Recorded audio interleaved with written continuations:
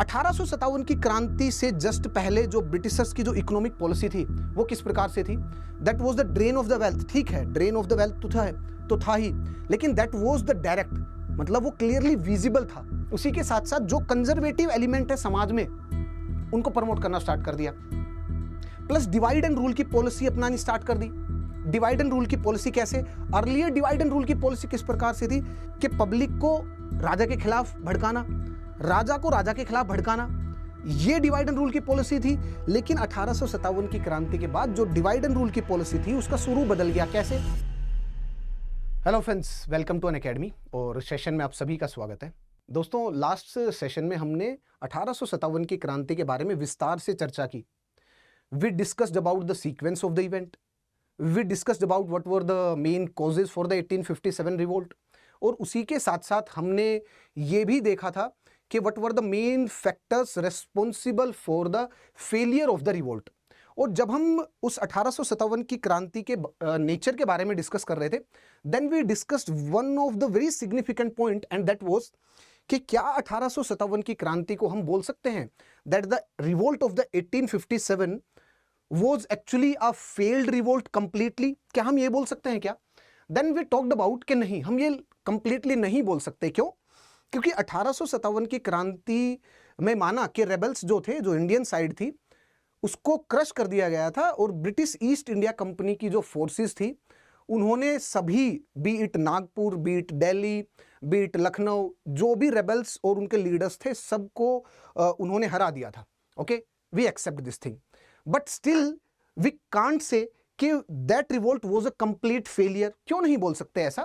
क्योंकि देखिए, ये जो रिवोल्ट थी, ब्रिटिशर्स भी इस बात को लेकर के बड़े सीरियस हो गए थे कि अगर इस रिवोल्ट में एक कोऑर्डिनेटेड एफर्ट होता, इस रिवोल्ट में अगर कोई ना कोई एक विजन होता है इस रिवोल्ट का, उसी के साथ साथ अगर एक लीडरशिप में एक सेंट्रल मजबूत लीडरशिप होती, इनके पास रिसोर्सेज होते, और अगर नेटिव स्टेट इनकी हेल्प ना करते, तो हो सकता है कि ब्रिटिश ईस्ट इंडिया कंपनी को अपना बोरी बिस्तर पैक करके इंडिया को हमेशा के लिए छोड़ के जाना पड़ता।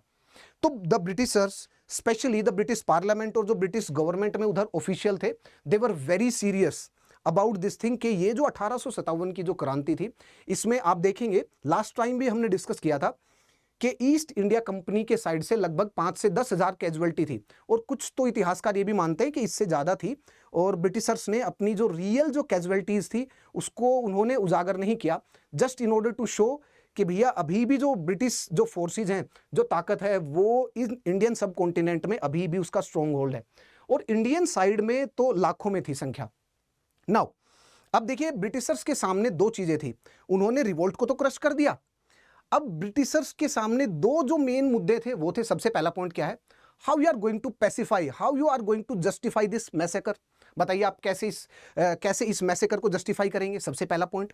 सेकंड इंपॉर्टेंट पॉइंट इज कि आपने जस्टिफाई तो लेट अस सपोज कि आपने कर दिया justify, now how you are going to execute your future policies, मतलब आप फ्यूचर में किस प्रकार से अपने रूल को स्टेब्लिश करेंगे और अपने रूल को आगे की तरफ लेकर के जाएंगे।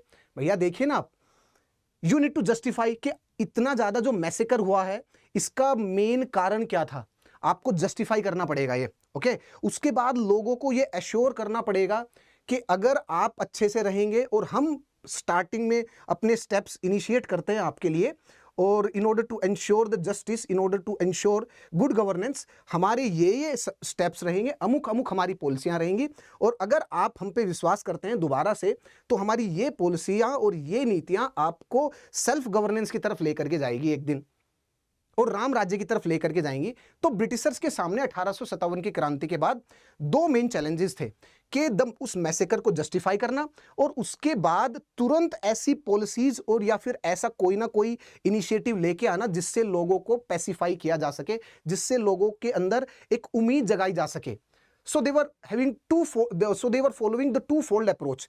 पहले उनको पैसिफाई करना है, लोगों को शांत करना है, और उसके बाद अपनी जो फ्यूचर पॉलिसीज हैं, मतलब कोई ना कोई उनको कैरेट प्रोवाइड करना है, ताकि लोगों को शांत किया जा सके, पहले शांत किया जा सके, फिर उनको ऑप्टिमिस्टिक बनाया जा सके, उनको पॉजिटिव किया जा सके, ताकि वो ब्रिटिश रूल को एक्सेप्ट करके फिर आगे बढ़े और दोबारा से ऐसा कोई विद्रोह ना करे।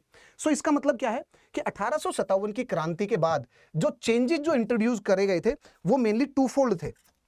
देखिएगा क्या दो फोल्ड चेंजेस थे। सबसे पहले द चेंजेस इंट्रोड्यूस्ड कि आपको जो चेंजेस हैं वो दो एंगल से आपको देखने हैं। सबसे पहले they need to pacify the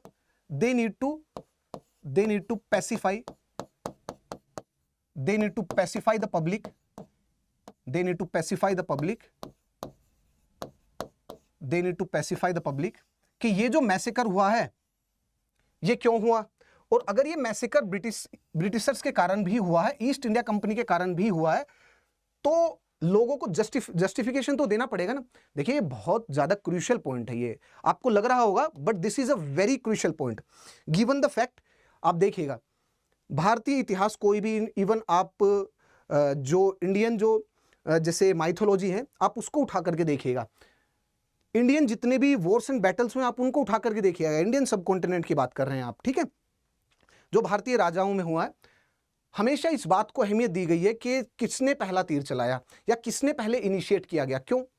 क्योंकि वॉर में जितनी भी कैजुअलिटी होंगी आप उसको जस्टिफाई कैसे करेंगे। इतिहास ने हमेशा जितने भी युद्ध हुए, जितने भी संग्राम हुए, जो भी क्रांतियां हुई हैं, उन सबका जस्टिफिकेशन प्रोवाइड किया है। अब हम उस बात में नहीं जाते हैं कि जीतने वाले ने इतिहास लिखा तो जस्टिफिकेशन में उन्होंने हमेशा अपना ही पक्ष लिया। They try to justify on the basis of certain principles, let's not delve deep into that, उसमें हम नहीं जाते हैं। लेकिन आप देखिए कोई भी युद्ध रहेगा, बीट आप वर्ल्ड वॉर 1 उठा लीजिए, आप वर्ल्ड वॉर 2 उठा लीजिए, हमेशा इतिहास ने जस्टिफाई करने की कोशिश की है कि ये जो मैसेकर हुआ है, जो नरसंहार इतना हुआ है, उसके पीछे रीजन क्या था, क्यों ऐसा करना पड़ा। तो one of the significant point for the pacification of the Indian masses कि उनको जस्टिफाई करना पड़ेगा ना कि ये जो मैसेकर हुआ है इसका ये व्यर्थ तो नहीं होगा, है ना, ये इसका कोई ना कोई तो रीजन होगा। ऐसे ही थोड़ी ना कि मास को जो मासीज है उनको स्लॉटर कर दिया गया, उनका नरसंहार कर दिया गया, ठीक है। So you need to pacify the public, और पैसिफाई करने के लिए जो ब्रिटिश जो गवर्नमेंट थी उन्होंने क्या किया, उन्होंने कंपनी को हटा दिया। उन्होंने कहा कि ये जो मैसेकर हुआ है this is because of the wrong policies of the company. इसमें जो ब्रिटिश सरकार है, ब्रिटिश हुकूमत है, उसका कोई रोल नहीं है।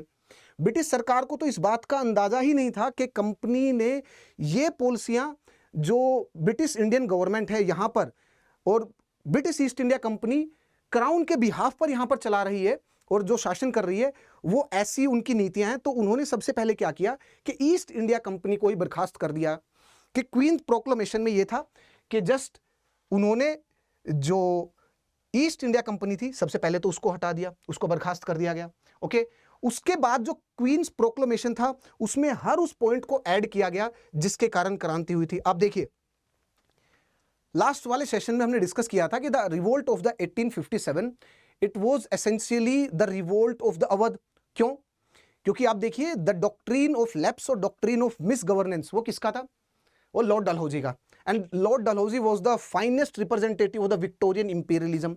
इसके बारे में भी हमने चर्चा की है थ्रू आउट द सीरीज कि ये क्या है the Victorian imperialism and why the Lord Dalhousie was the finest representative of the British imperialism, okay. आप सोचिए कि पहले तो आपको यही जस्टिफाई करना पड़ेगा ना, पहले तो आपको यही बताना पड़ेगा ना लोकल रूलर्स को, उसी के साथ साथ पब्लिक को कि there won't be any territorial expansion in the future. कोई राज्य उनका एनेक्सेशन बिल्कुल भी नहीं होगा। सो सबसे पहला पॉइंट क्या था क्वींस प्रोक्लेमेशन का कि कोई भी टेरिटोरियल एक्सपांशन नहीं होगा। उसके साथ साथ क्या था, ईस्ट इंडिया कंपनी को बर्खास्त कर दिया गया। और ईस्ट इंडिया कंपनी को बर्खास्त क्यों? क्योंकि ईस्ट इंडिया कंपनी को मोहरा बनाया गया ना। भैया देखिए आप कैसे, अल्टीमेटली तो ब्रिटिश ईस्ट इंडिया कंपनी किसके अंडर काम कर रही थी, वो ब्रिटिश गवर्नमेंट के अंडर ही काम कर रही थी ना।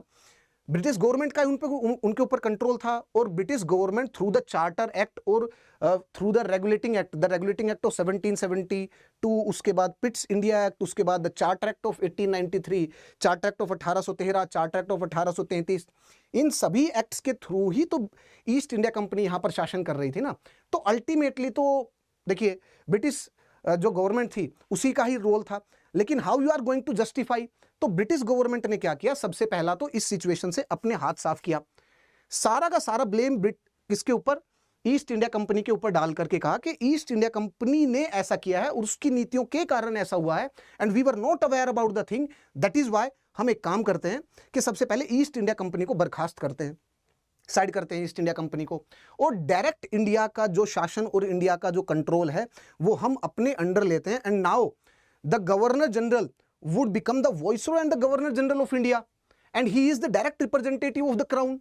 मतलब आज से, और जो ये क्वींस जो ये था प्रोक्लेमेशन, उसके बाद the government of India act 1858 आया, उस गवर्नमेंट ऑफ इंडिया एक्ट 1858 के तहत ये कहा गया कि अब से जो ब्रिटिश इंडियन गवर्नमेंट होगी वो डायरेक्टली जो viceroy and the governor general of India वो उनको चलाएंगे on the behalf of the crown.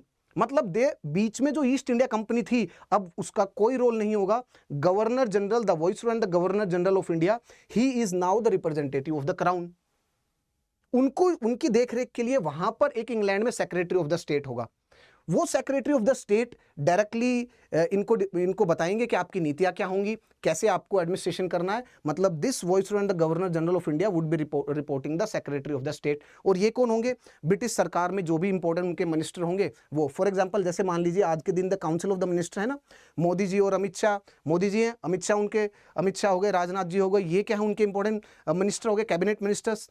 तो ऐसे एक कैबिनेट मिनिस्टर या जो इंपॉर्टेंट मिनिस्टर है जो उनको लगता है कि यस ये हमारी जो सरकार के सबसे महत्वपूर्ण मिनिस्टर, उनमें से एक को सेक्रेटरी ऑफ द स्टेट बनाया गया, और उन सेक्रेटरी ऑफ द स्टेट को एक काउंसिल प्रोवाइड की गई, और वो काउंसिल आदेश देगी वॉइसरॉय को, viceroy and governor general of India को, और viceroy and governor general of India on the behalf of the crown, वो भारत जो सरकार होगी उसको, उसका जो भी क्रियान्वयन होगा, जो रूल बनाएंगे, जो भी रेगुलेशन होगी, जो उनका एग्जीक्यूशन होगा, वो सारा काम करेंगे on the behalf of the crown, याद रखिएगा।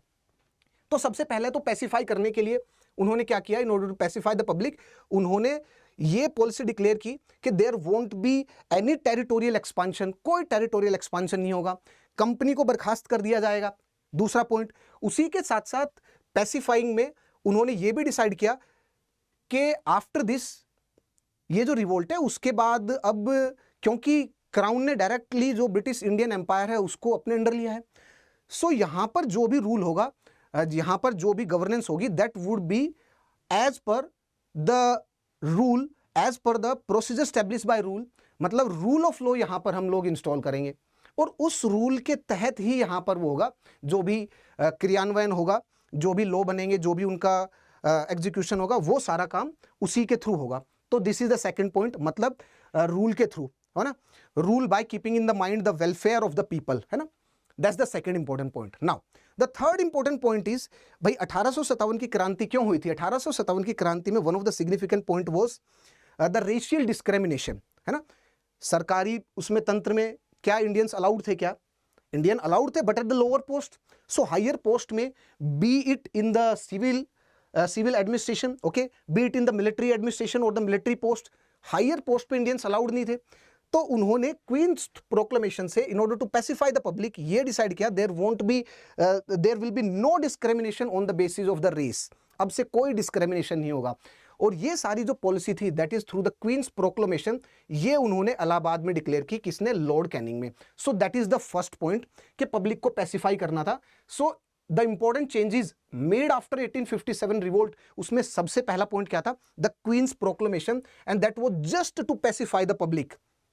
There won't be any territorial expansion, there won't be any racial discrimination, there will be rule as per the rule of law, okay। इन सब चीजों के बारे में बात की गई थी। उसके साथ साथ आपने पब्लिक को पैसिफाई तो कर दिया, अब आप कैसे बताएंगे? तो उन्होंने कहा कि कंपनी को हम अबोलिश करेंगे, एक नया कानून लेकर के आएंगे जो ब्रिटिश पार्लियामेंट में पास हुआ, the government of India act 1858। और उस गवर्नमेंट ऑफ इंडिया एक्ट 1858 के तहत इंडिया के जो पॉलिटिकल जो स्ट्रक्चर था कि कानून कैसे बनेंगे, एग्जीक्यूटिव, द गवर्नर जनरल जो काउंसिल होगी वो कानून बनाते टाइम किस तरीके से काम करेगी, क्योंकि उस टाइम पे आज की तरह लोकसभा राज्यसभा तो थी नहीं कानून बनाने के लिए, और एग्जीक्यूटिव काउंसिल थी। उस एग्जीक्यूटिव काउंसिल का स्ट्रक्चर क्या होगा, मतलब लेजिस्लेटिव काउंसिल का स्ट्रक्चर क्या होगा, एग्जीक्यूटिव काउंसिल का स्ट्रक्चर क्या होगा, और इंपॉर्टेंट अगर कुछ चेंजेस होंगे और जो power, the power of the legislative council, the power of the executive council और गवर्नमेंट ढांचा और गवर्नमेंट स्ट्रक्चर में अगर कोई बड़ा बदलाव लेकर के आए हैं तो वो सारी की सारी चीजें the government of India act 1858 में थी। तो इसका मतलब द सेकंड इंपॉर्टेंट चेंज जो लेके आए कि ठीक है कंपनी को तो बर्खास्त कर दिया, उसके बाद बताइए आप क्या करेंगे, कैसे भारत के जो एम्पायर उसको चलाएंगे। The government of India act 1858 लेकर के आए और इस गवर्नमेंट ऑफ इंडिया एक्ट 1858 के तहत वो भारत की जो सरकार है उसको चलाएंगे। और उसके बाद लेटर ऑन कुछ साल बाद ही, 3 साल बाद, the council of India act, council of India act, council of India act, council of India act 1858 लेकर के आए कि कानून बनाने वाली जो काउंसिल होगी वो किस तरीके से काम करेगी और उसमें सारी चीजें क्या होंगी, इन सब चीजों के बारे में बात की थी। सो ये दो इंपॉर्टेंट वो लेके आए थे कानून, the government of India act 1858, the council of India act 1861, sorry this is 1861, 3 साल बाद ये लेकर के आए थे the council of India act 1861। Now अब हम चलते हैं सबसे पहले क्वींस प्रोक्लेमेशन की तरफ चलते हैं और यहां पर लिख लीजिए क्वींस प्रोक्लेमेशन।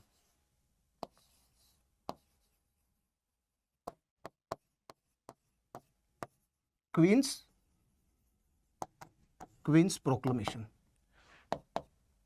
नाउ अब देखते हैं नेक्स्ट इंपॉर्टेंट पॉइंट इज जो क्वींस प्रोक्लेमेशन है उसके जो इंपॉर्टेंट पॉइंट्स थे उनके बारे में बात करते हैं। देखिए लॉर्ड कैनिंग ने इलाहाबाद में जो क्वींस प्रोक्लेमेशन था उसको पढ़ा and the main point is, इसको कहा गया द क्वीन प्रोक्लेमेशन को that it was called as the Magna Carta of the people of the India, because उसको हाइप क्रिएट तो करना ही था ना, क्योंकि द क्वींस प्रोक्लेमेशन में ये था ना कि जिसके कारण 1857 की क्रांति हुई है, विद्रोह हुआ था, उन सभी पॉलिसीज को अब से ब्रिटिशर्स नकार देंगे, उनको सभी को त्याग देंगे और जो मेन जो भी जेनोसाइड हुआ है, जितना भी ये सारी चीज ये कंपनी के कारण हुआ है। देखिए पहले वो ऐसे कान पकड़ रहे थे, अब वो ऐसे पकड़ने की कोशिश करेंगे, क्यों?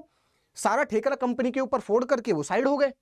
अब कंपनी को तो उन्होंने बर्खास्त कर दिया, अब लोगों को पैसिफाई किया, पैसिफाई करने के बाद उनको होप भी देना था, as we have discussed. Okay, so that is why this queen's proclamation of 1857 just revolt के जस्ट बाद इसको बोला गया the Magna Carta of the people of India. लेकिन अगर आप इसको रियल में पढ़ेंगे the government of the India act, और भी हम डिस्कस करेंगे उसके इंपॉर्टेंट प्रोविजंस को, the government of India act 1858 और उसके बाद the Indian council act 1861, real में कुछ ज्यादा चेंजेस लेकर के आए नहीं वो। क्योंकि आपको लग रहा होगा कि जो इंडियन काउंसिल एक्ट था उसके तहत क्या था कि जो कानून बनाने वाली जो भी व्यवस्था है, जैसे यहाँ पर वाइसरॉय एंड गवर्नर जनरल हो गया, भाई आज के दिन ही तो हमारे पास लोकसभा और राज्यसभा है ना, कि कोई भी कानून बनेगा उसमें वो पहले लोकसभा में पास होगा, फिर राज्यसभा में, और फिर प्रेसिडेंट हस्ताक्षर करेंगे और उसके बाद वो कानून बनेगा। स्टेट में भी ऐसे ही है, there is a legislative council, और किसी स्टेट में बाइकैमरलिज्म है, किसी स्टेट में यूनिकैमरलिज्म है। ओके, अगर यूनिकैमरलिज्म है, मान लीजिए ओनली लेजिस्लेटिव वो है, ओनली लेजिस्लेटिव एक सिंगल बॉडी है, तो वहां से पास होगा, उसके बाद गवर्नर उस पर साइन करेंगे। अगर बाइकैमरलिज्म है तो पहले से पास होगा, या जहां पर भी इंट्रोड्यूस होगा फिर दोनों में पास होने के बाद गवर्नर उस पर साइन करेगा, फिर वो कानून बनेगा। ओके, लेकिन आप 1857 के टाइम पे सोचिए, उस टाइम पे कानून कैसे बनते थे? क्या ऐसे ही कोई दो बॉडीज थी क्या? नहीं, इस प्रकार से नहीं था। उसमें उस टाइम पे किस प्रकार से था? उस टाइम पे द थिंग्स वर लाइक कि 1857 की क्रांति और उसके जस्ट बाद जो काउंसिल ऑफ एक्ट लेके आए, द इंडियन काउंसिल एक्ट 1861, उसमें गवर्नर जनरल हो गया, जो viceroy and governor general of India, और उनकी जो काउंसिल थी, मतलब उनके जो इंपॉर्टेंट जो ऑफिशियल्स जो थे वही कानून बनाते थे, वही कानून का क्रियान्वयन, एग्जीक्यूशन वही लोग करते थे। लेकिन इंडियन काउंसिल एक्ट ऑफ 1861 में ऐसा भ्रम क्रिएट किया गया कि जब कानून बनेंगे तब इंडियंस के लिए कानून बनेंगे तो इंडियंस को ऐड किया जाएगा, क्योंकि इंडियन स्टार्टिंग से ये कह रहे भैया आप हमारे लिए कानून बना रहे हो, ओके माय लॉर्डशिप आप हमारे लिए कानून बना रहे हो, और उसमें एक भी इंडियन नहीं है, या अगर है तो आप उनको अपॉइंट नहीं कर रहे हो। ये एक one of the significant point था ना, कि जो इंडियंस के एग्रेशन का, तो इसको आप पैसिफाई कैसे करेंगे? How you are going to pacify this thing? तो उन्होंने कहा कि अब से जो कानून बनाने वाली व्यवस्था है उसमें गवर्नर जनरल यहां होंगे, और उनकी जो ओल्ड जो स्ट्रक्चर था वो तो है, लेकिन एडिशनल 6 to 12 मेंबर्स वो ऐड किए जाएंगे जब भी ये काउंसिल, कानून बनाने वाली जो काउंसिल है उसके तहत एक्ट करेगी। When this governor general in council it would be acting as a legislative body, then the governor general वो अपॉइंट कर सकते हैं 6 से 12 एडिशनल मेंबर, और वो जो 6 से 12 एडिशनल मेंबर होंगे वो नॉन ऑफिशियल अपॉइंट कर सकते हैं गवर्नर जनरल। ये तो अच्छी बात है, क्योंकि पहले के सारे official member, most of them, मतलब मेजोरिटी उससे ज्यादा सारे ऑफिशियल मेंबर थे। अब नाउ ये उसमें ऐड कर दिया गया कि जब भी ये कानून बनाएगी तो 6 से 12, 6 to 12 एडिशनल मेंबर भी इसमें बैठ सकते हैं, और वो नॉन ऑफिशियल होंगे, और उन नॉन ऑफिशियल में इंडियंस भी हो सकते हैं अलोंग विद द ब्रिटिश। तो अल्टीमेटली तो आपने अगर 6 से 12 अगर आप इंडियंस को ऐड करते तब हम मान सकते थे। आपने तो क्या किया, आपने ये बोला कि नॉन ऑफिशियल कर दिया हमने, और उसमें इंडियन और ब्रिटिशर्स भी हो सकते हैं। आप तो ऐसे करेंगे कि 12 लोगों में से 10 लोग ब्रिटिशर्स लेकर के आ जाएंगे। अरे पहले ऑफिशियल थे, वही ब्रिटिशर्स तो थे ही ना, वही तो हमारी प्रॉब्लम थी। लेकिन अभी भी आपने 12 में से क्या किया, 10 तो ब्रिटिश ऐड कर दिए, नॉन ऑफिशियल ऐड किए, तो क्या हुआ, है तो ब्रिटिशर्स ही ना। और आपने नाम मात्र के 2 ऐड कर दिए इंडियंस, वो तो कोने में रहेंगे आराम से शांति से। और वो भी आपने ये नहीं बताया कि आप तो अपने 2 लोग अपने पिट्ठू बैठा देंगे। तो सबसे पहला पॉइंट कि 6 से 12 आप नॉमिनेट करेंगे, और नॉमिनेट कौन करेगा, आप ही करेंगे। ओके, सबसे पहला पॉइंट क्या हो गया, ये देखिए कि कैसे वो एक मुखौटा था केवल, the council of India act 1861, उसमें बात कर रहे हैं कि that was just to pacify the Indians. आप ही नॉमिनेट करेंगे, 6 से 12 मेंबर होंगे, ओके, नॉमिनेशन आपके द्वारा, ओके। उसी के साथ साथ आप उसमें से ब्रिटिश और इंडियंस का रेशियो क्या होगा, ये भी आप नहीं बता रहे हैं। Everything is on your description, आपके हाथ में सारी चीज। तो इसका मतलब क्या होगी, सत्ता सारी आपके हाथ में अभी भी। इसीलिए the government of India act और the government of India act 1858 और इंडियन काउंसिल एक्ट 1861 ये बिल्कुल फसाड था। ओके, 1857 की क्रांति के बाद वो चेंजेस लेके आए, ब्रिटिशर्स डरे, इसके बाद वो चेंजेस लेके आए। और वो जो चेंजेस लेके आए थे वो इंडियंस को केवल दिख रहा था चेंजेस थे, लेकिन एक्चुअली में द ब्रिटिशर्स वो नहीं चाहते थे कि उनका जो इतनी इंपॉर्टेंट जो उनकी कॉलोनी है इंडिया, जहां पर रिसोर्स भी है, मनी पावर भी है, मसल पावर भी है ब्रिटिशर्स के लिए, वो ऐसी कॉलोनी को छोड़ना नहीं चाह रहे थे। वो ऐसी कॉलोनी पे अपना जो दबदबा है, वर्चस्व है, उसको लूज नहीं करना चाह रहे थे वो। सो नाउ अब देखिएगा, जो क्वींस प्रोक्लेमेशन था 1 नवंबर 1858, उसके मेन पॉइंट्स क्या थे, जो कि इलाहाबाद में लॉर्ड कैनिंग ने रीड किया, उसमें उसके मेन पॉइंट्स क्या थे, उसको नोट डाउन कर लेते हैं। देखिए नेक्स्ट पेज पे इसको नोट डाउन करते हैं। उसके मेन पॉइंट हम डिस्कस तो कर चुके हैं, बट आपके just for once and for all, आपके पर्पज के लिए, सबसे पहला पॉइंट क्या था भैया, सबसे पहला पॉइंट तो यही था ना, there would be no territorial expansion, okay, no annexation and no territorial expansion by the Britishers, no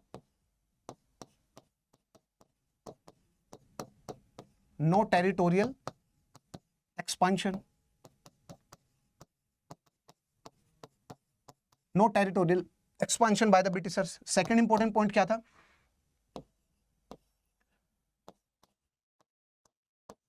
rule by law, है ना, कानून के तहत कंपनी को एबोलिश कर देंगे, लेकिन वो तो गवर्नमेंट ऑफ इंडिया एक्ट में था, चलिए कोई बात नहीं।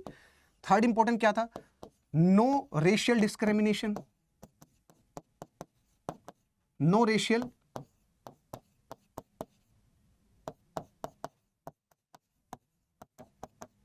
No racial discrimination, okay. ये 3 मेन पॉइंट थे, इन तीनों में सारी चीजें आ जाएंगी कि इनके थ्रू वो लोग पैसिफाई करना चाह रहे थे। Now the next important point is this कि वो जो लेकर के आए थे अगस्त 1858 में the government of India act 1858, उसके मेन प्रोविजन क्या थे। सबसे पहला, ईस्ट इंडिया कंपनी को अबोलिश कर दिया गया था, ओके, यही पॉइंट लिखेंगे। एंड द ब्रिटिश गवर्नमेंट थी, उन्होंने डायरेक्टली इंडियन गवर्नमेंट को कंट्रोल करना स्टार्ट कर दिया था। सो द सबसे पहला पॉइंट क्या था, सबसे पहला point, the first point is company was एबोलिश्ड, company was एबोलिश्ड, और कंपनी एबोलिश करने के बाद डायरेक्ट रूल वॉज स्टैब्लिश्ड। ये हो गया सबसे पहला point. Second important point is secretary of state was to control, Secretary of State was controlling Viceroy,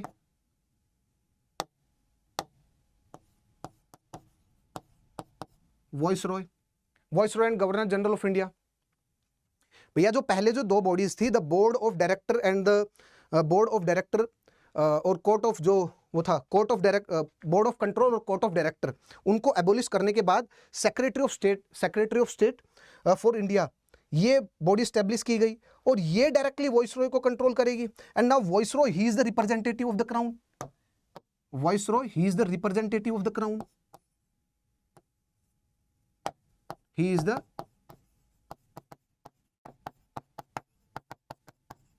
the representative of crown.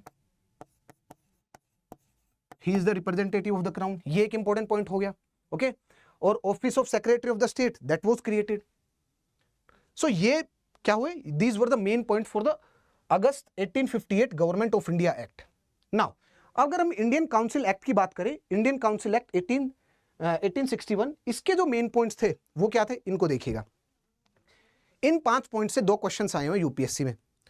आप देखिएगा कुछ रिसेंट ईयर में, आप पिछले 6-7 साल के पेपर उठा के देखेंगे तो यहां से क्वेश्चन आए हैं, जैसे कि the ordinance making power, the portfolio था और ऑर्डिनेंस मेकिंग पावर, यहां से 2 क्वेश्चंस आए हैं, देख लीजिएगा, मिल जाएंगे आपको।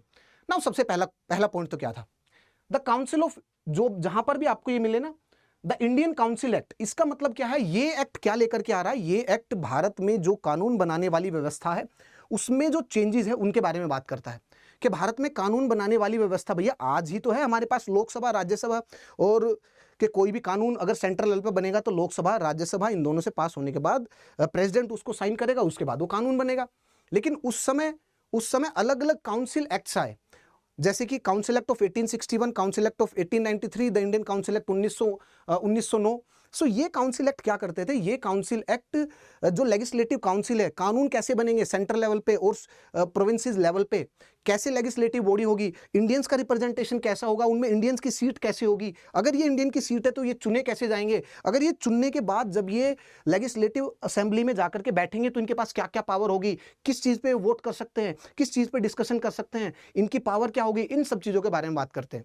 ओके जब कांग्रेस बनी 1885 में, उसके बाद कांग्रेस की one of the important demand क्या रही, the expansion of the legislative council, कि कानून बनाने वाली व्यवस्था में पहले तो उसको एक्सपेंड करिए, उसमें सीट बढ़ाइए। ओके ये नहीं कि 15-20 लोग बैठ करके कानून बना रहे हैं और इतने बड़े भारत, इंडियन जैसे जो पूरा का पूरा सब कॉन्टिनेंट टाइप से इतना बड़ा, उसके लिए पूरे के लिए आप पहले तो इसको एक्सपेंड करिए, इसको बड़ा करिए, उसमें इंडियंस को ऐड करिए।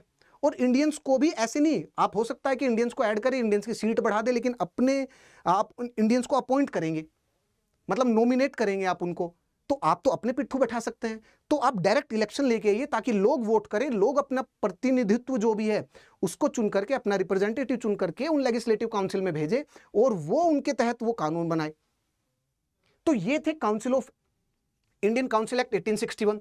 तो इंडियन काउंसिल एक्ट 1861 में सबसे पहला पॉइंट क्या था, the legislative powers restored to the provinces. मतलब दोस्तों बॉम्बे और मद्रास की जो लेजिस्लेटिव पावर है, जैसे आज के दिन राज्य सरकारें हैं ना, आज के दिन सेंट्रल गवर्नमेंट कानून बना सकती है सेंट्रल लिस्ट में, स्टेट जो राज्य सरकारें हैं, स्टेट लेजिस्लेटिव काउंसिल वो भी कानून बना सकती हैं, वो स्टेट लिस्ट में कानून बना सकती हैं। ओके तो इसी प्रकार से मान लीजिए अगर आज जो सेंट्रल गवर्नमेंट है, जितनी भी स्टेट लिस्ट में जो स्टेट लेजिस्लेटिव काउंसिल वो कानून बना सकती है, अगर वो ताकत को छीन ले तो हम बोलेंगे कि सेंट्रलाइजेशन बढ़ गया है, जो केंद्रीकरण है ये हो रहा है, शक्तियां केंद्र के पास ज़्यादा पहुंच चुकी हैं, क्योंकि स्टेट लिस्ट में जो भी है वो अब सारे के सारे सेंटर पे पहुंच गए।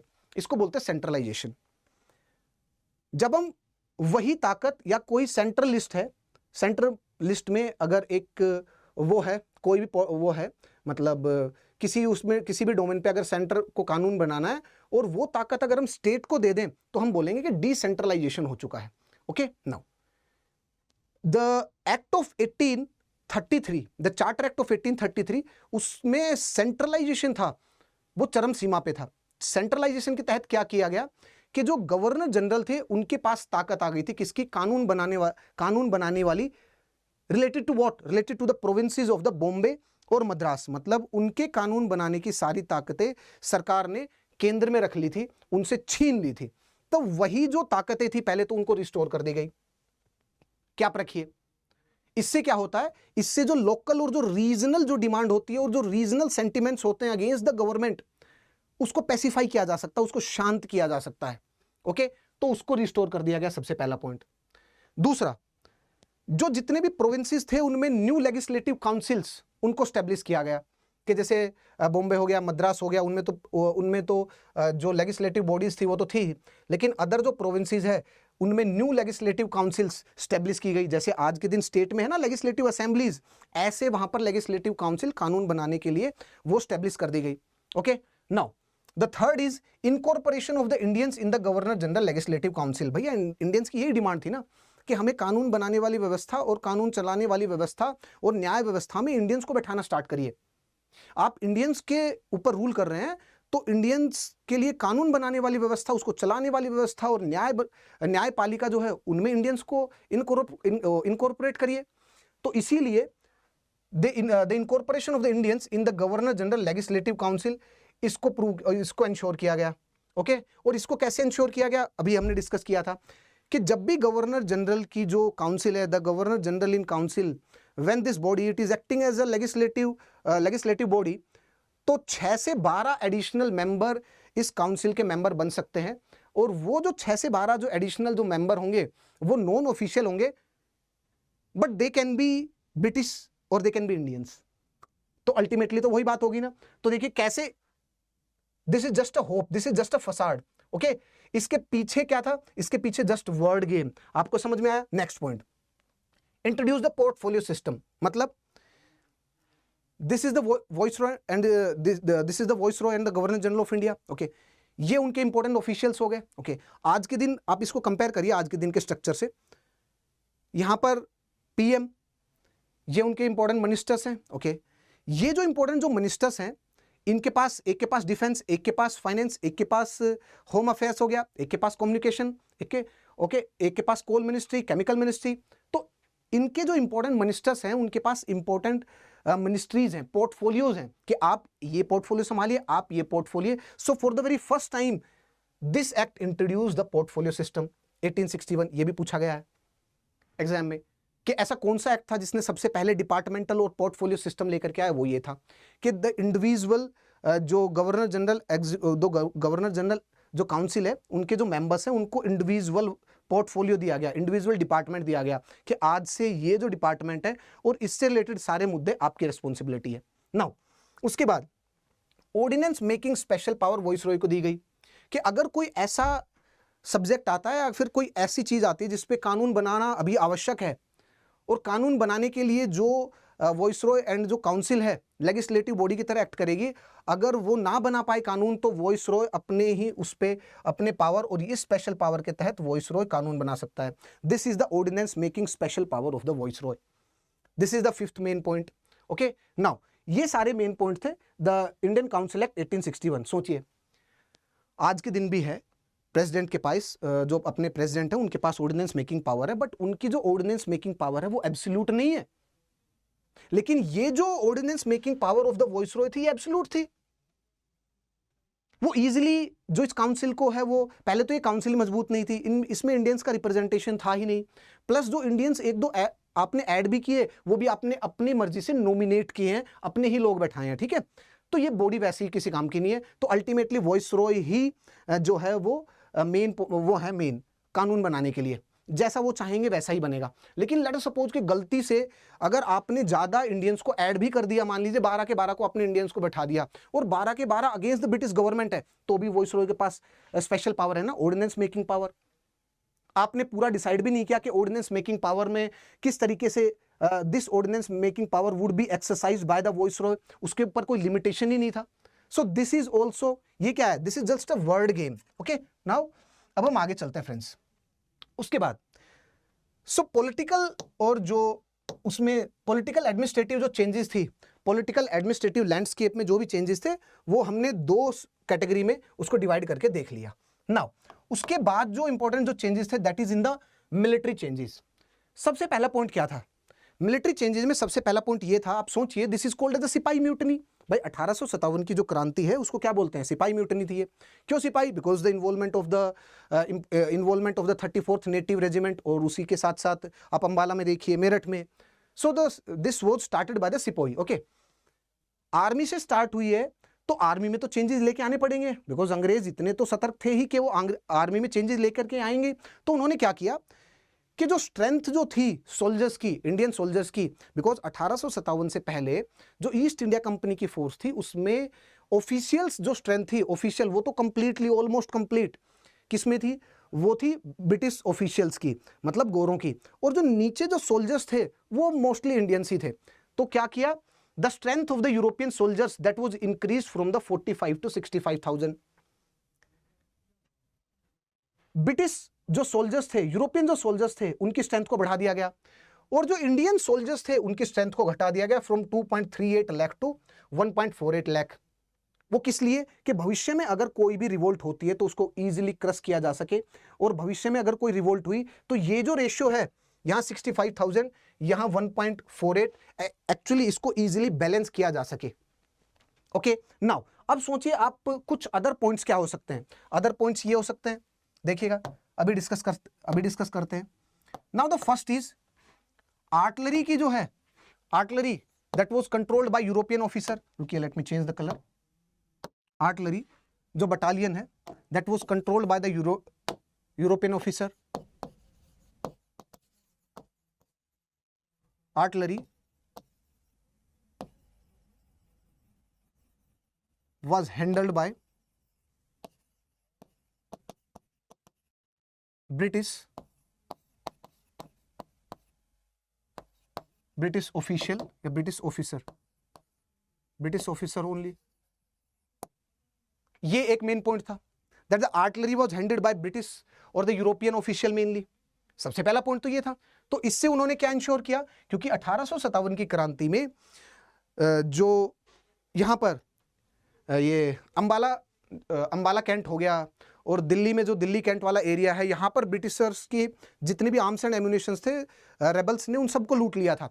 वो तो कुछ एक जो एम्यूनेशन का जो था उसको ब्रिटिशर्स ने किसी तरीके से बचा लिया। इसी कारण उनके पास वो तो चली गई, हथियार तो चले गए, लेकिन एम्यूनेशंस नहीं जा पाए थे। तो that is one of the significant point के जो ब्रिटिशर्स ने ये वाला जो था आर्टिलरी जो डिपार्टमेंट फोर्स का वो अपने पास रखा कि ये हमेशा ब्रिटिश ऑफिशियल के पास रहे। That is the first and the main point, that the artillery battalion was to be manned by the European officer only और the British officer only. Now अगर हम सेकंड इंपॉर्टेंट पॉइंट के बारे में देखें तो उन्होंने रेजिमेंट सिस्टम को क्रिएट किया। Regiment system was created, regiment system was created on the basis of caste, on the basis of regions and castes। ऐसा क्यों किया, ये फ्यूचर बफर के लिए उन्होंने किया था। फ्यूचर बफर का मतलब कि लेट्स से कि एक रीजन से या एक कास्ट से उनके पास ज्यादा ऑफिसर, कोई एक रेजिमेंट क्रिएट किया, उस रेजिमेंट को वो वहां डिप्लॉय कर सकते हैं जहां पर उस कास्ट के लोग नहीं है। अगर बगावत में कोई दूसरे कास्ट के लोग आए तो वो दूसरी कास्ट के और दूसरी बटालियन को जिस कास्ट के बेसिस पे उस बटालियन को क्रिएट किया गया, जैसे हो गई राजपूत बटालियन हो गई, गोरखा बटालियन हो गई। सो मान लीजिए राजपूत एरिया में अगर वो है कोई क्रांति हुई है तो ईजिली गोरखा रेजिमेंट को लेकर के आए, उसको क्रश कर दे। अगर गोरखा एरिया में है तो ईजिली राजपूत बटालियन को लेकर के जाए, उसको क्रश कर दे। So ultimately, at that point of time, this regiment system that was created on the basis of the region and the caste। तो ये क्या थी, ये डिवाइड एंड रूल पॉलिसी थी अंग्रेजों की, जो कि उन्होंने मिलिट्री में ये स्टार्ट की थी। This was the regiment system. The ratio was fixed. The next important point is the ratio was fixed. The ratio was fixed related to British and Indians in the army। Britishers and Indians in army। मतलब जहां जहां पर main rebellion वाला area था वहां पर जो ratio है, जो ब्रिटिशर्स का रेशियो उसको इंक्रीज कर दिया गया। वहां पर ब्रिटिशर्स का रेशियो इंक्रीज कर दिया गया। जैसे बंगाल में जो रेशियो था उसको चेंज करके 1:2 कर दिया गया। मतलब अगर 2 इंडियन है तो 1 जो है वो ब्रिटिशर्स होगा। लेकिन ऐसे जो भी रेसिस हैं, जैसे ऐसा कोई भी एरिया है, जैसे मान लीजिए साउथ वाला एरिया था, मद्रास वाला, उसमें 1:3, मतलब 3 इंडियंस और 1 जो है ब्रिटिश, जो ब्रिटिश हैं वो हो सकते हैं। तो रेशियो वॉज चेंज्ड कि ऐसे एरिया जहां पर बगावत हुई थी वहां पर इंडियंस की जो स्ट्रेंथ थी आर्मी से उसको रिड्यूस करके उसमें ब्रिटिश स्ट्रेंथ को इंक्रीज कर दिया गया। तो ऐसा उन्होंने करना स्टार्ट कर दिया। उसी के साथ साथ उन्होंने Indians were divided on the basis of the martial and non martial races. मतलब क्या है कि इंडियंस, उन्होंने पहले ही इंडियन पॉपुलेशन में ये डिसाइड कर लिया कि कौन सी पॉपुलेशन ऐसी है जिसको अब आर्मी में रखना है, उनको मार्शल बोला गया, और कुछ ऐसी है जिनको नॉन मार्शल बोला गया। मतलब जिन भी लोगों ने 1857 की क्रांति में अंग्रेजों का साथ दिया था उनको उन्होंने आर्मी में मार्शल रेस का दर्जा दिया, मतलब वो उनको आर्मी में रखेंगे। जाहिर सी बात है ना। अब देखिए 1857 की क्रांति में अंग्रेजों का जिन्होंने साथ दिया था या अंग्रेजों के साथ जो न्यूट्रल भी थे उनको तो उन्होंने मार्शल रेस करार दिया, जिन्होंने बगावत की थी उनको नॉन मार्शल रेस करार करके उनको आर्मी में रिक्रूट करना ही बंद कर दिया। तो they divided the population on the basis of martial versus non martial races, martial versus non martial races, martial versus non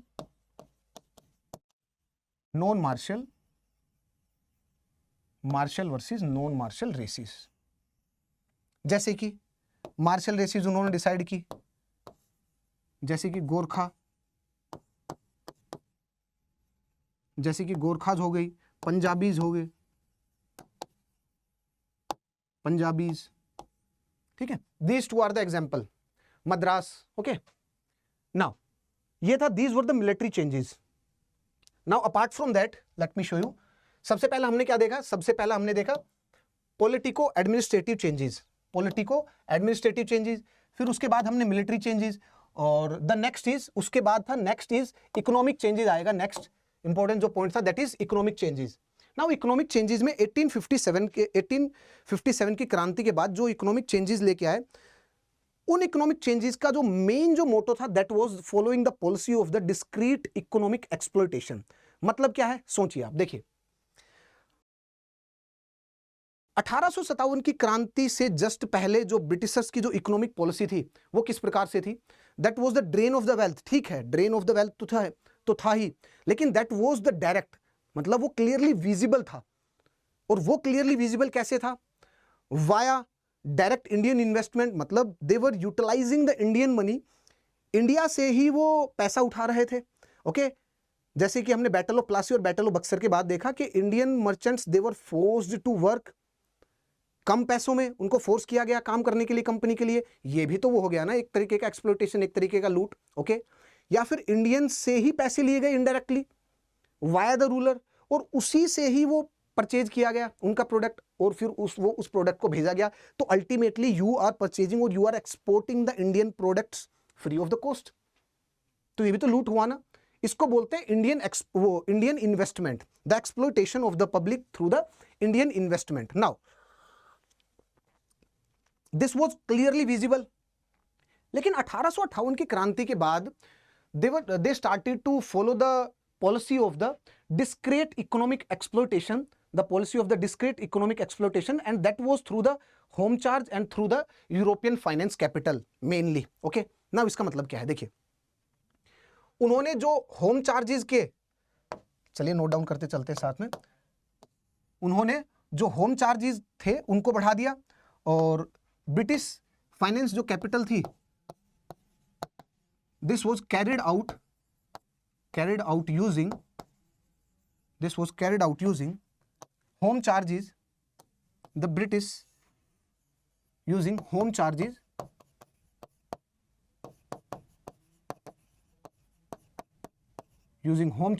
and the second is, this was carried out using home charges, and the second is European finance capital. ये दिखेगा नहीं ना, European finance capital,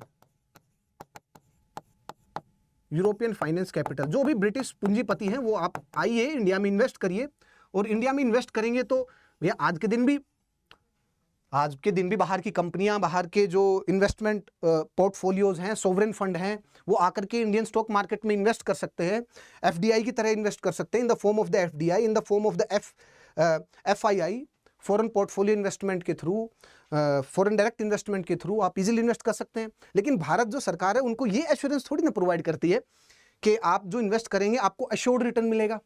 हाँ, उसके भी अलग अलग वो हैं तरीके, लेकिन आपने अगर स्टॉक मार्केट में डायरेक्ट इन्वेस्ट किया, आप ओपन इन्वेस्ट करिए जब मन चाहे, जैसे एफआईआई के थ्रू जब मन चाहे पैसे इन्वेस्ट करिए, फिर आप निकाल सकते हैं।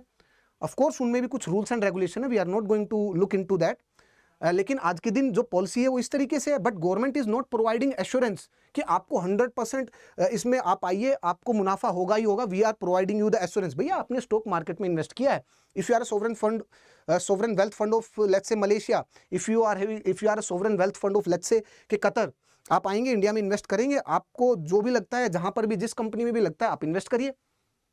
इन्वेस्ट करने के बाद आपको जो भी प्रॉफिट हो आप उसको लेके जा सकते हैं, of course after the tax आप इजीली लेके जा सकते हैं। अगर मुनाफा नहीं हुआ तो नुकसान भी आपको झेलना पड़ेगा। लेकिन उस समय यूरोपियन फाइनेंस कैपिटल के थ्रू कि जो भी ब्रिटेन में जो पूंजीपति हैं वो सभी के सभी पूंजीपति अगर इंडिया में इन्वेस्ट करते हैं, इंडिया के प्लांटेशन में, इंडिया के जो भी इंफ्रास्ट्रक्चर में, पब्लिक इंफ्रास्ट्रक्चर में, इंडिया के रोड में, रेलवे में, प्लेटफॉर्म में, रेलवे प्लेटफॉर्म में, इन सब में अगर इन्वेस्ट करोगे तो आपको एश्योर्ड रिटर्न मिलेगा। ये भी एक उसमें था, मतलब ये भी एक ऐसी वो था रूल और पॉलिसी। तो this is called as the European finance capital. Ultimately ये किसको बियर करना पड़ रहा है, ये लॉस और नुकसान। ये लॉस और नुकसान तो कहां से भरपाई हो रही है इसकी? वो हो रही है इंडिया के बजट से हो रही है ना भाई।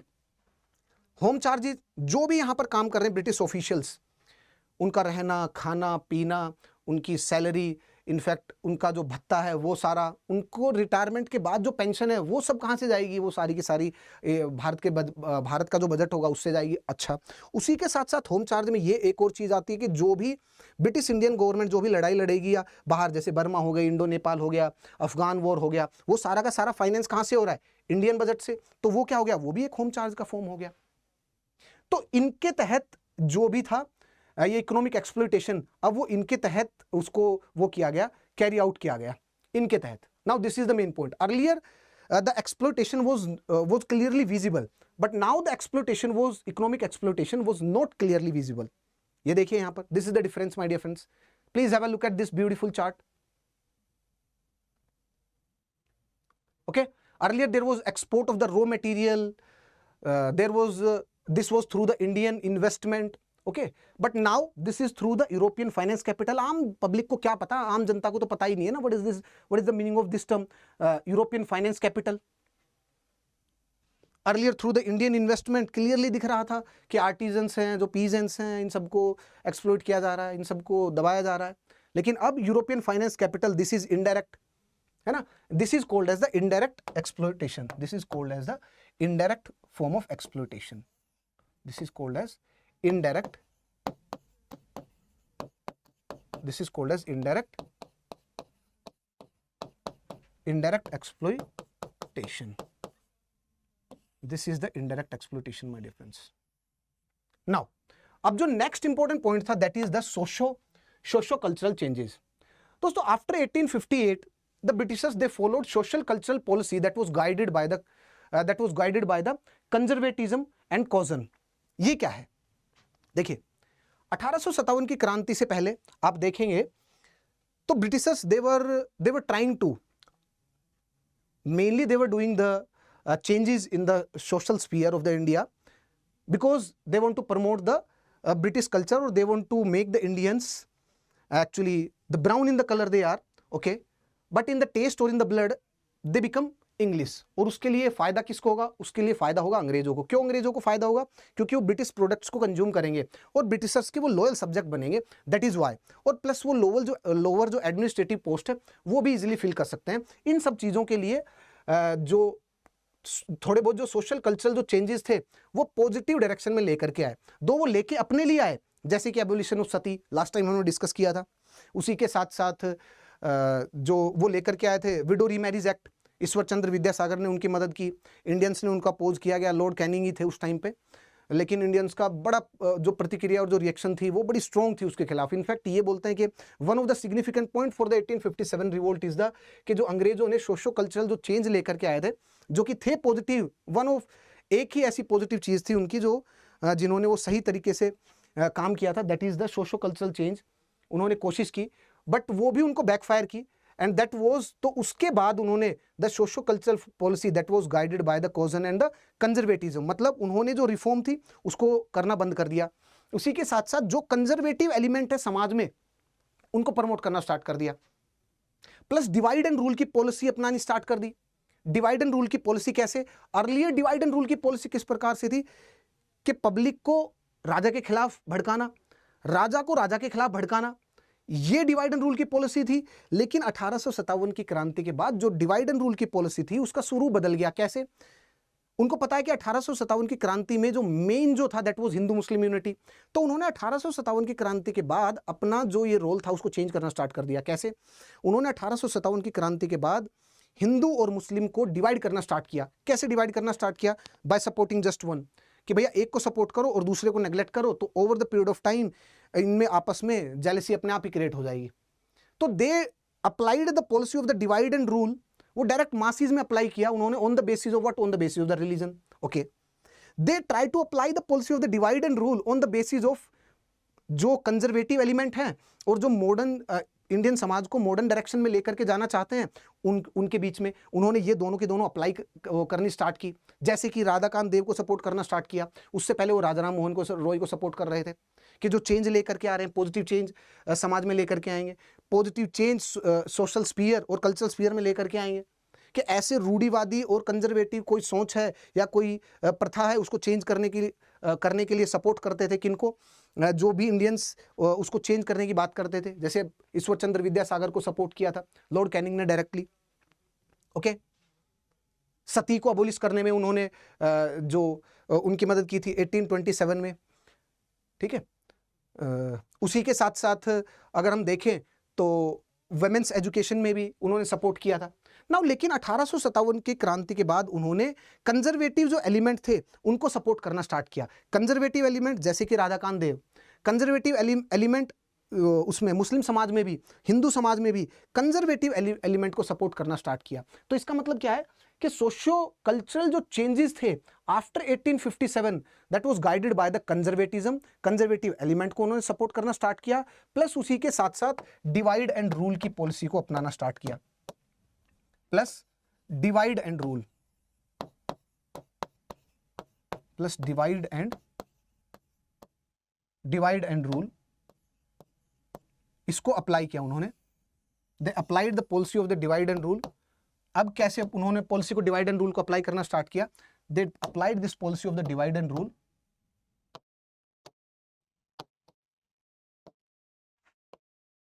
on the basis of religion and on the basis of conservative and liberals, conservative and liberals, जैसे कि राधाकांत देव। और इन सभी के कारण डिफरेंसेस और बढ़े और इनका कल्मिनेशन था इसी डिवाइड एंड रूल पॉलिसी का culmination the council of act 1909, जिसमें मुस्लिम्स को सेपरेट इलेक्टोरेट दिया गया। और इनफैक्ट जब सेपरेट इलेक्टोरेट दिया भी गया तब जो सेपरेट इलेक्टोरेट के जो मास्टरमाइंड थे उन्होंने कहा भी कि this the council act of 1909 this is showing the dragons teeth and the fruits will be bitter, है ना। ये ड्रैगन्स जो इंडिया का जो समाज है उसको अभी हमेशा के लिए विभाजित कर देगा। This is just like a dragons teeth in the society of the India. Okay, और ये इस तरीके से डिवाइड करेगा कि जो इसके जो परिणाम होंगे, जो फल होंगे वो बड़े खट्टे होंगे इसके। तो ये था इसका culmination the government of India act 1909। So friends, आज के सेशन में इतना ही। अब जितने भी सेशन आएंगे उसमें हम 1857 की क्रांति के बाद से जितने भी हैं, जैसे कि अब the formation of the Congress, और इनफैक्ट जो नेक्स्ट सेशन रहेगा उससे we will be looking into the pre Congress जो ऑर्गेनाइजेशंस होगी उनके बारे में डिस्कस करेंगे, फिर the formation of the Congress, और ऐसे करते करते हम अपने सेशंस को आगे की तरफ लेकर के जाएंगे। एंड आई होप ये सेशन आपको पसंद आया होगा, और कमेंट सेक्शन में बताइएगा आपको कैसा लगा सेशन, अभी तक के सेशन कितने आपको ठीक लगे, क्या आपकी हेल्प हुई या नहीं हुई इस चैनल पे आने के बाद। सो अगर आपको लगता है तो कमेंट करिएगा, लाइक करिएगा, सब्सक्राइब करिएगा। So friends, let's crack it.